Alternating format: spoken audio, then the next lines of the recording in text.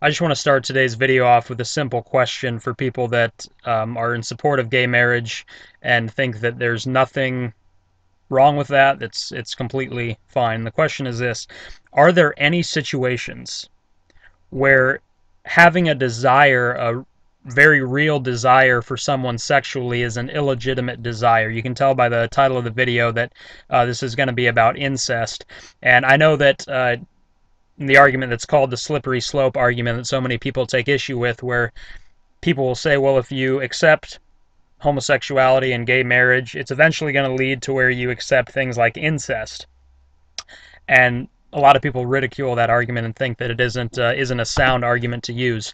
Um, but my question again: is there any situation where, using the argument that's been so popular today of love is love, is there any situation where that argument doesn't work, where it doesn't matter if if you can argue that you have a predisposition towards something, which is the primary message of this same love song that I mentioned in the title of my video, that if you have a predisposition towards something, that justifies acting on a desire that you have. So that's the question I have: is there any situation where that line of argument doesn't work?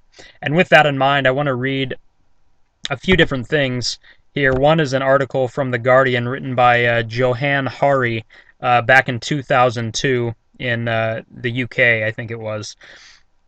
But the article is about incest and gets into discussing a specific person, Rob, who's in a relationship with this girl, and he actually walks in on her having relations with her own father.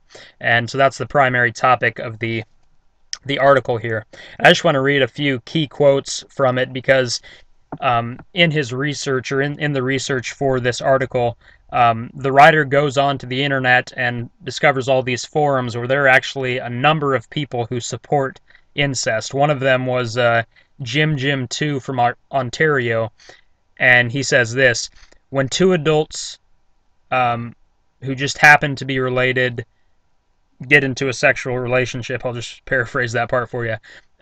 He goes on to say, you can't help who you fall in love with. It just happens. I fell in love with my sister, and I'm not ashamed. I only feel sorry for my mom and dad. I wish they could be happy for us. We love each other. It's nothing like some old man who tries to have sex with his 3-year-old. That's evil and disgusting. Of course we're consenting. That's the most important thing. We're not effing perverts. What we have is the most beautiful thing in the world. Now, I would still say, even today, as we have kind of shifted to accepting a lot of things that I would argue we shouldn't be accepting, I would still say the overwhelming majority of people would not say that an incest relationship is legitimate. But my question in reading that quote from this specific article is this: tell me what the difference in the argument is from accepting gay marriage and giving the argument of love is love, there are no boundaries. I don't think, one of the famous ones I've heard recently is, I don't think marriage is between a man and a woman, it's between love and love. But if that's the argument, and you aren't setting any parameters for love, you're just saying that if you have a desire towards someone, that automatically is love. That if there's a mutual desire for each other, that automatically qualifies as love. And so I just want to ask again: is there any situation, is incest specifically a situation where having a desire towards someone is not a legitimate desire, even if you can make the argument that it's a predisposition towards something? Is there any situation where that argument doesn't work? And I think in this situation of describing the issue of incest and talking about incest, I guess I'm going to read one more quote for you real quick, going along with that argument. And it's actually from the author of The Notebook, or not the author, but the director of the movie The Notebook. And this is an incredible quote from him, because he made a movie called Yellow, which is actually about an incest relationship. And this is a quote in responding to the movie. He says this: I'm not saying this is an absolute, but in a way, if you're not having kids, who gives a damn? Love who you want. Isn't that what we say? Gay marriage, love who you want. If it's your brother or sister, I can't believe he actually says this, but if it's your brother or sister It's super weird, but if you look at it, you're not hurting anybody, except every single person who freaks out because you're in love with one another.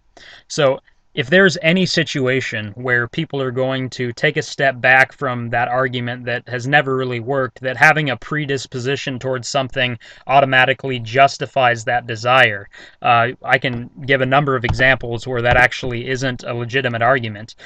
People have found links to alcoholism or being more prone to being an alcoholic. They've found issues with that from birth. Pedophiles now are supposed to be born that way. Anger is something that people have discovered can come just from you being born. It's just something that's innate within you. Um, so, is there any situation where that is not a legitimate argument? I think people have just started repeating that argument and think somehow that it holds water, but the reality is it doesn't. Having a predisposition towards something isn't what's important. What's important is, despite the fact that you may have certain desires, it doesn't justify acting on them just because you have them. For example, I mean, I'm engaged right now and I love my fiance. I'm crazy about her.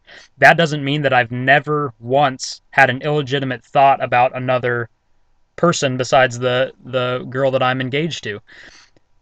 Just because I may have a desire, an initial desire towards someone else other than the person I'm engaged to, does that justify me acting on that desire? Just because I can argue, hey, I was born a heterosexual from birth, so there are no limitations to what I can do with my sexuality. There are no boundaries set. I think that's a ludicrous argument.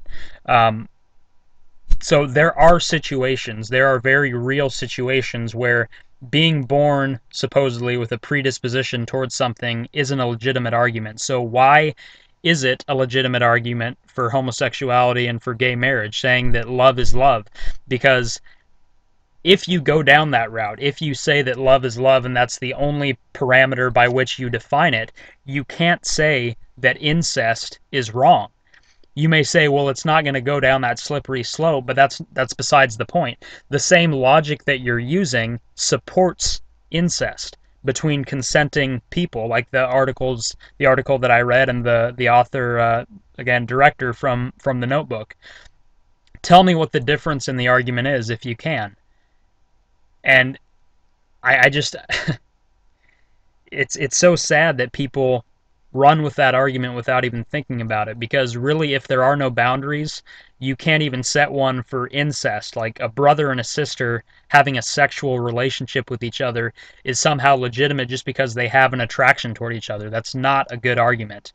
Um, so because things like alcoholism, because things like pedophilia, anger, or incest can be argued to be something that you're born that way, you can't help who you fall in love with. If those are illegitimate expressions of, just something that's innate within you, what's the point of reference for how we determine which desires are legitimate and which ones aren't? My argument, and I'm just going to close with this, is simply that it's not found in us. All that we can ever offer is a subjective opinion on morality if God isn't at the foundation of it. So that leaves morality, or would leave morality, up to the whim of human emotion and takes away any absolute definitions on any topic. There is no point of reference in that framework for making either argument correct. You can't make an argument in a relativistic framework that says that gay marriage is okay. You also can't make one that says it's not okay. If everything's relative and is just subjective to our individual opinions, then there is nothing set in stone, including definitions that people try to throw at people who disagree with gay marriage or disagree with homosexuality. They think that love is a relative topic. It's just whatever you feel, whatever you desire, that's what makes it legitimate. But in the same breath that they do that, they want to force an absolute definition of words like hate or homophobia on people who disagree with what they think. And the sad fact of the matter is that it all becomes just a fake argument, and a hypocritical argument, where for people who don't agree with incest but agree with gay marriage, you're being hypocritical in your argument, and you shouldn't agree with incest. It's perverted and it's wrong. But that's the exact same argument against homosexuality, because there is a point of reference and there are limitations to what is legitimate expression of sexual behavior and what isn't legitimate. So I just wanted to leave you all with that, and feel free to comment.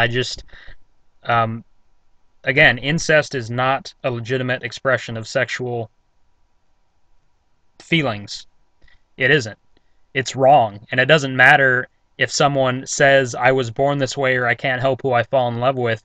In the case of incest, it's not a good argument. But my question is, why is it a good argument for people who support homosexuality and gay marriage, but not a good one for incest? That's the question I'm going to leave you with today, and feel free to comment below. Thanks.